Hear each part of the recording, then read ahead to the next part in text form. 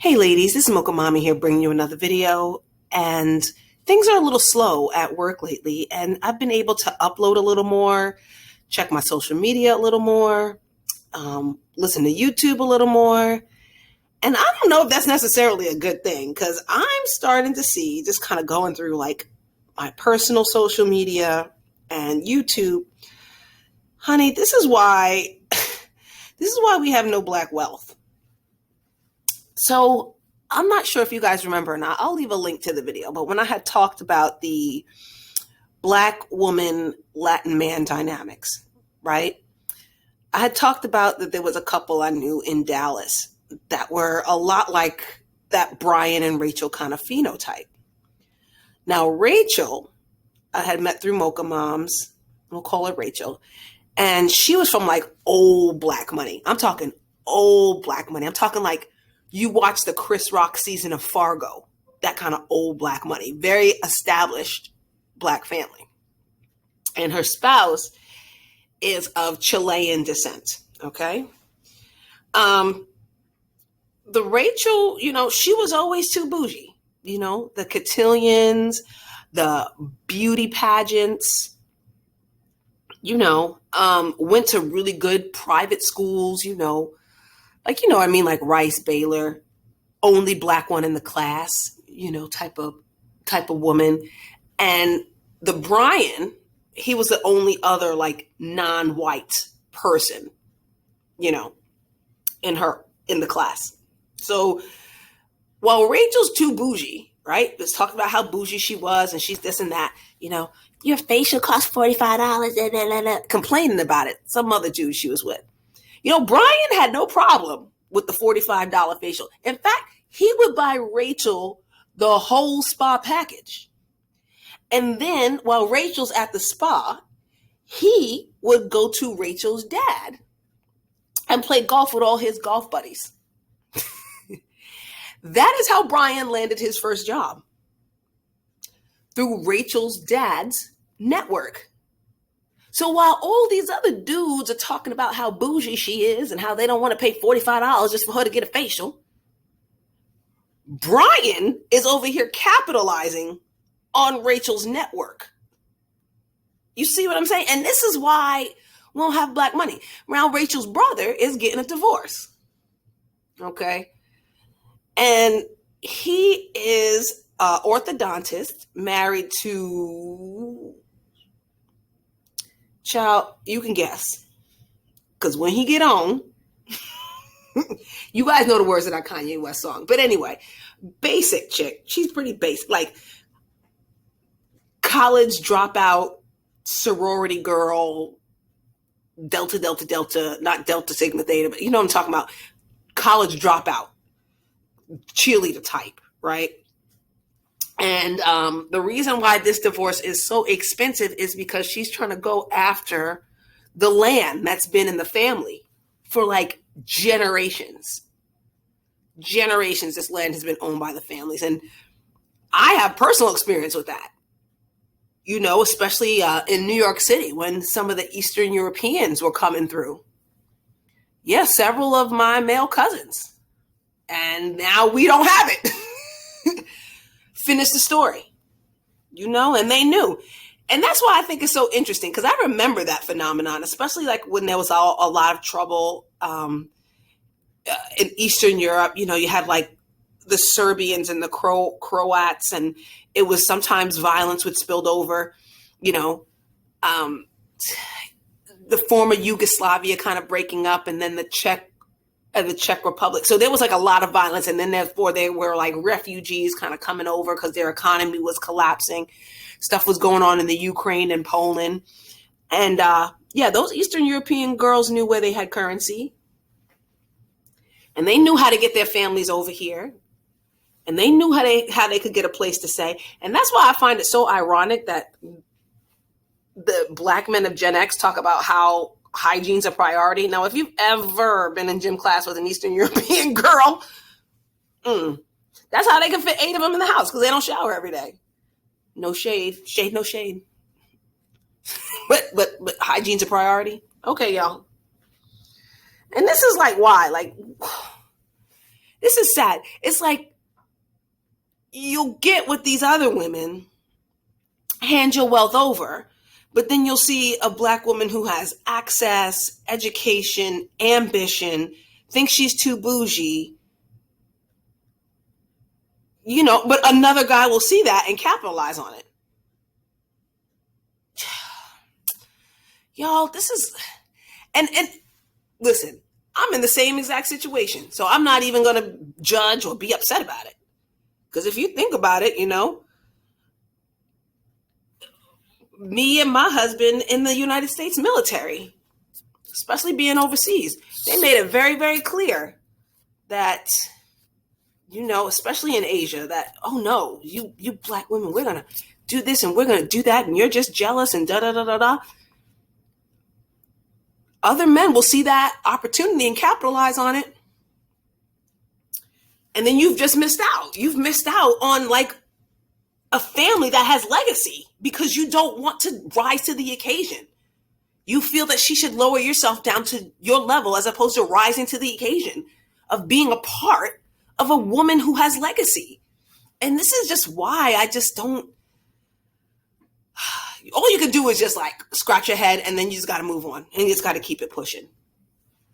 Call Me Coco had talked about that on her channel and on her last live. And just like, it's almost like they just don't get what's going on, and then they want to bottom shelf Brad. I told you ladies about the young lady I mentor, right? She is a clinical lab technician. They're expecting their first child, and she will be moving just to working part-time. Her spouse, half white, half Filipino, is an x-ray technician. He did pretty well during the pandemic, as a lot of us did in healthcare. Invested. We had access to employee stock options. Of course, I watched Real Deal Financial, but also too, we had a little bit of inside information as far as like medical equipment and pharmaceutical stocks that were going to, kind of go off because we were on the front line. So right now, I am receiving dividends. We are receiving dividends right now. And they sitting over here on the other side talking about their Bitcoin microshares that they can probably only invest a little at a time because they don't have that kind of, They don't have that kind of access. They're waiting on stimulus checks. We won't get no stimulus checks over here. We had pretty lucrative contracts. Even my spouse, he saw a huge uptick in his industry and was able to move into a higher leadership position as a result of his experience in education. But they're over here knocking education, and other people are capitalizing off of it. Like, what's going on? Really, like, what's going on? We were just kind of demonizing the educated, the legacy, the upwardly mobile, and still being broke. I mean, there's nothing wrong with taking a different path to wealth. Like my mom's family. These were people going back, to HBCU attending, Black church royalty. That's what I call my mom's family. You know what I mean? Very well connected. And, my dad's family, they were working class people. They worked their way up. And, I guess you can call my dad's family old money, but it's like old money in a different kind of way. Again, like Chris Rock season of Fargo, like if you watch the movie Harlem Nights, right? And me and my daughters used to watch that, me and my sisters used to watch that movie, right? And, we would always joke, quick. Man, little did we know there was some quicks in our family on my dad's side. Yup. You might have not realized, Quick might have been, a little thug on the low, but then Quick on the other hand too owned half of Linden Boulevard plus a grocery store. the reason when during the Great Black Migration that a lot of those sharecroppers who were leaving the South had places to stay and food to eat because of some quicks. you know? When you watch these movies about, bootlegging and liquor bootlegging and you look at this history and you're not realizing like, hey, that was maybe your Uncle Charlie and them. Maybe that was your Aunt Josephine and them out there bootlegging blackberry moonshine, right? To make sure that they were subsidizing the rest of the economy. That's how my dad's family knew the Kennedys, right? Because they was running blackberry moonshine from New York North. They were running Irish whiskey from Boston South, and Providence, Rhode Island was the crossroads,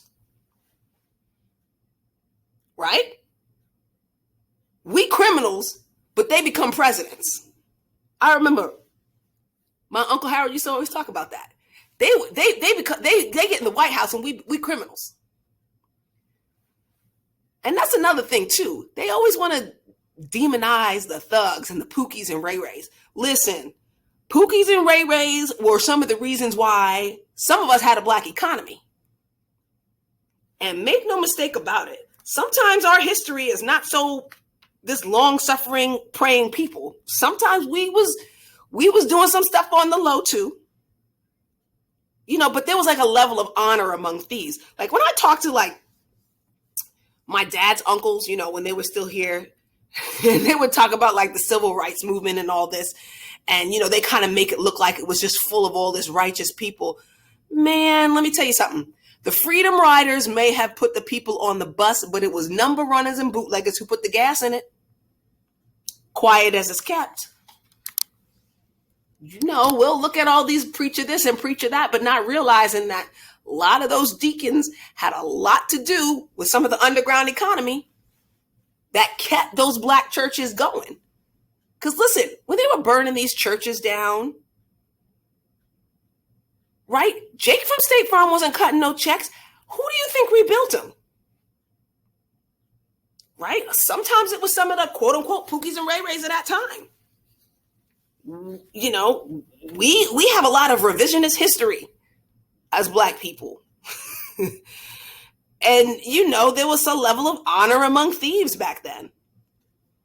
That underground economy was pumped back into our economy. And a lot of that really did change, like in the late 60s, especially when a lot of the human trafficking, a lot of the drug trafficking, that really did change like the underground economy. There was almost like some sort of like honor in it, kind of like the Godfather and Mafia movies, how there was like a level of honor in it. And then that all of a sudden changed once the drug trade started entering. And then you would see, my dad would talk about how there'd be brownstones full of women that pimps used to run, but once upon a time, that was black owned property that gave black people a place to live when they were leaving the Jim Crow South. And somehow that changed. So when I kind of see when people talk about, Pookies and Ray Rays and the hold they have on the community, they might be not making excuses for poor behavior, because I never would, but there might be some history behind that, like as to why they had so much access. Because parts of the underground economy was very much part of what kept food on families' tables. And again, I'm not condoning bad behavior, but yeah, I mean, some of your Negro League baseball teams were funded by underground economy.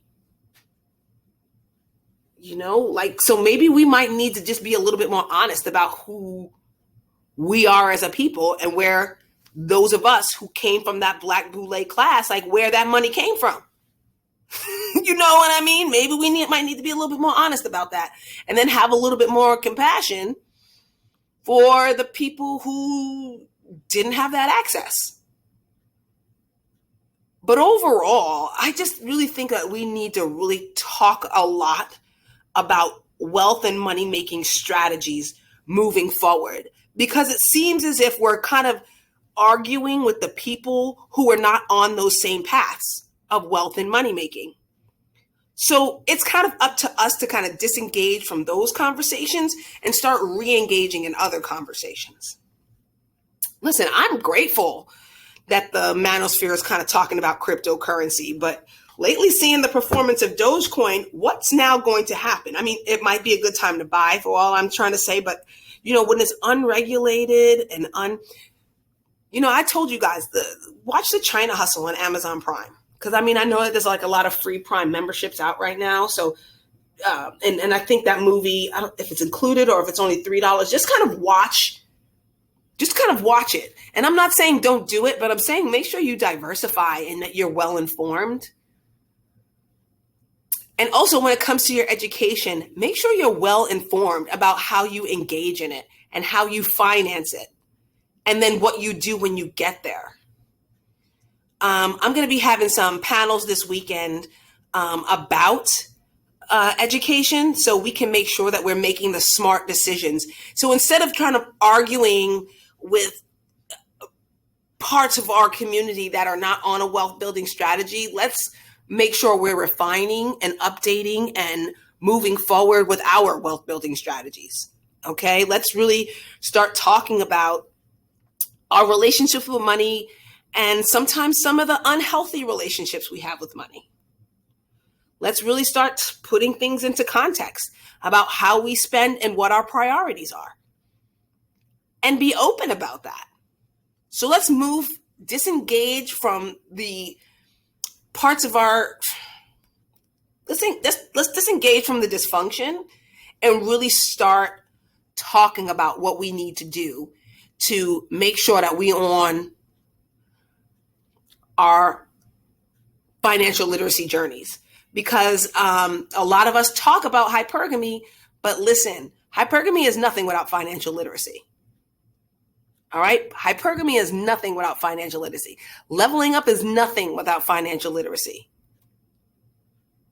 We really do need to look into how we're circulating this black dollar, how we're spending our money, being more informed consumers.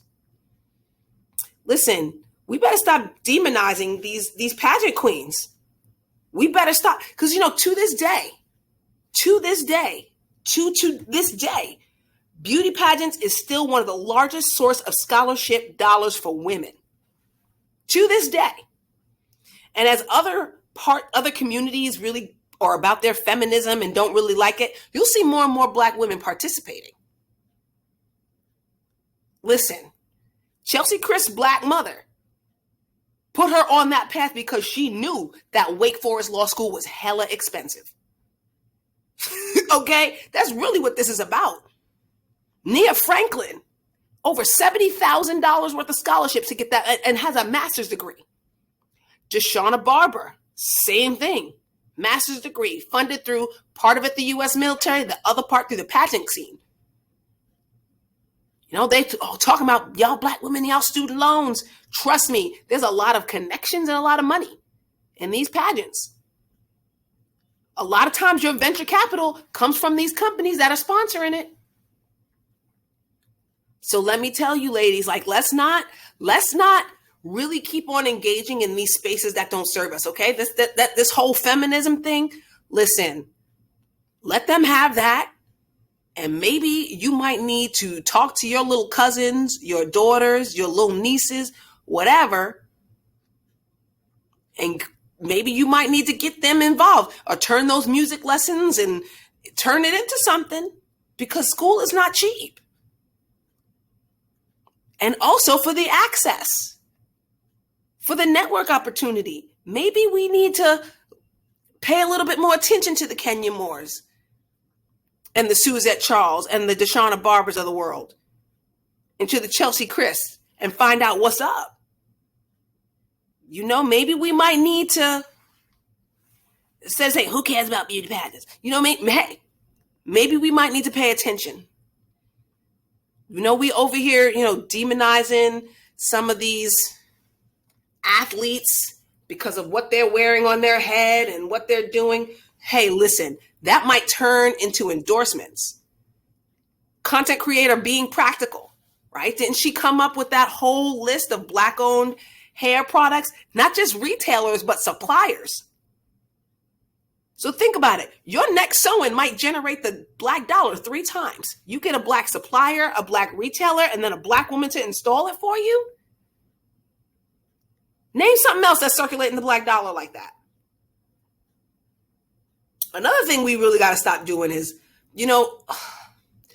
I get it and I understand, but maybe we need to stop demonizing the people of the diaspora so much. Maybe we might need to take a couple pages out of their books, because like it or not, if they're participating in the American economy, what we do reflects on them.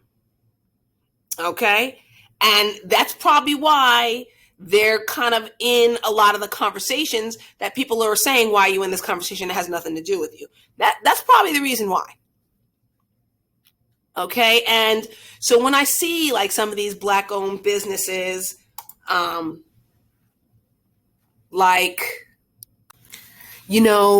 see